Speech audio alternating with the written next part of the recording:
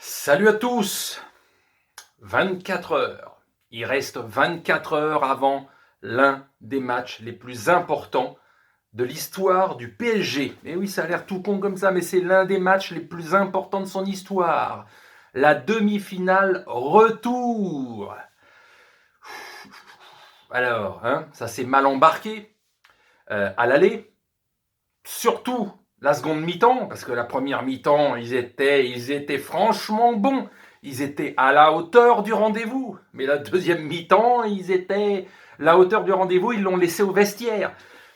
J'ai toujours dit, depuis la remontada, donc depuis 2017, donc depuis 4 ans, qu'en match aller, match retour, il y a toujours un match pourri. C'est ça le problème du PSG, c'est qu'ils sont capables de battre tout le monde sur un match. Tout le monde.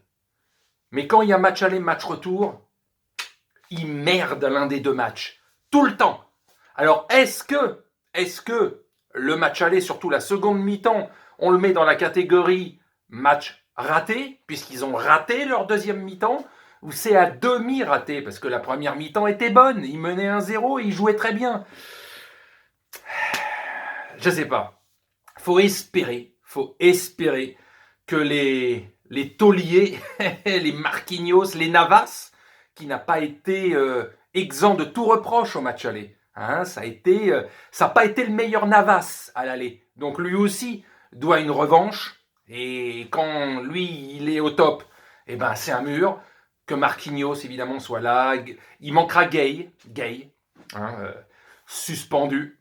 Bon, bah, on fera avec. Il y a encore du matos. Là, pour une fois, c'est pas les joueurs qui manquent. Il n'y a pas 5 ou 6 absents, soit par suspension, soit par blessure. Ils sont tous là. Gay, c'est le seul. Et ben, tu le remplaces par Rafinha, par Herrera. Il y a du matos. Il y a Draxler qui peut. Et surtout, donc, Neymar, Mbappé, faites un autre match que la deuxième mi-temps de la semaine dernière. Ça, c'est clair. Faites vraiment l'un des matchs de l'année pour vous. Et puis, Pochettino, n'oublie pas, t'as Icardi, t'as Keane, s'il faut marquer des buts. T'as ces joueurs-là, les fais pas rentrer à 10 minutes de la fin.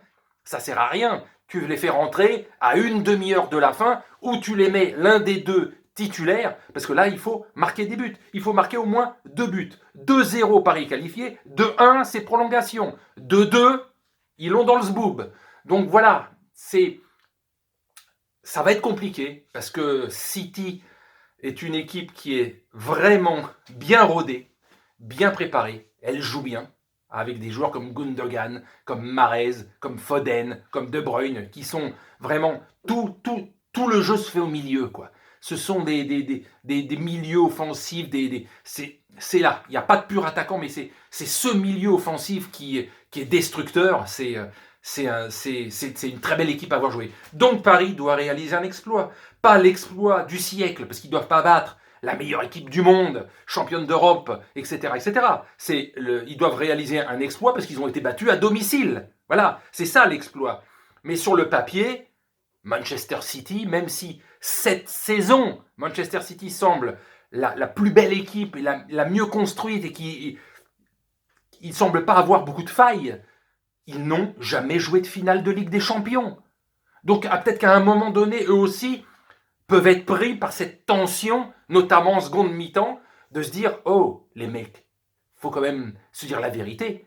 On n'a jamais joué un match de cette importance. Même Manchester City, pas seulement depuis l'époque Emirati, depuis qu'ils ont été rachetés il y a 13 ans, mais de leur histoire.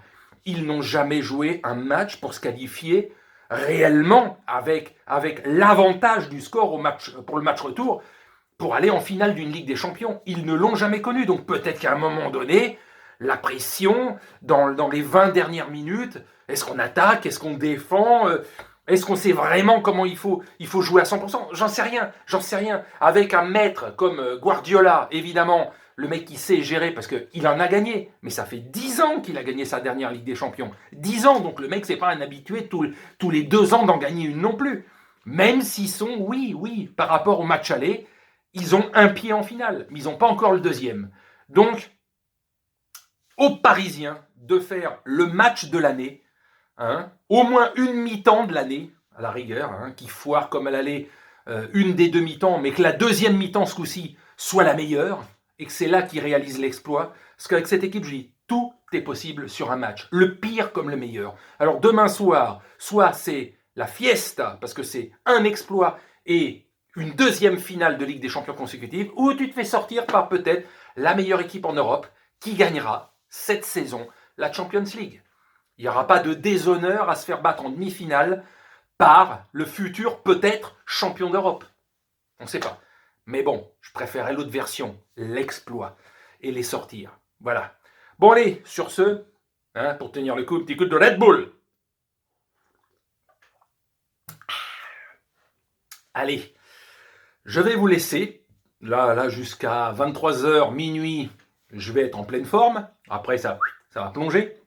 Mais bon, j'espère, sincèrement, j'ai pas eu autant hâte depuis le match aller de ces demi-finales, depuis le parcours de Monaco en 2017. Quart de finale, demi-finale, où j'étais vraiment dedans, j'étais à fond derrière, je me dis, oh là là là là, ils peuvent faire quelque chose d'énorme. Et bien là, cette saison, plus encore que le Final 8 de la saison dernière, où j'avais le cul entre deux chaises, génial, pas génial, les adversaires, le fait que ça soit qu'un seul match sec, j'étais content, mais c'était pas de la folie, quoi. Là, cette saison-là, j'ai vraiment et le Bayern, avant le Barça, maintenant Manchester City.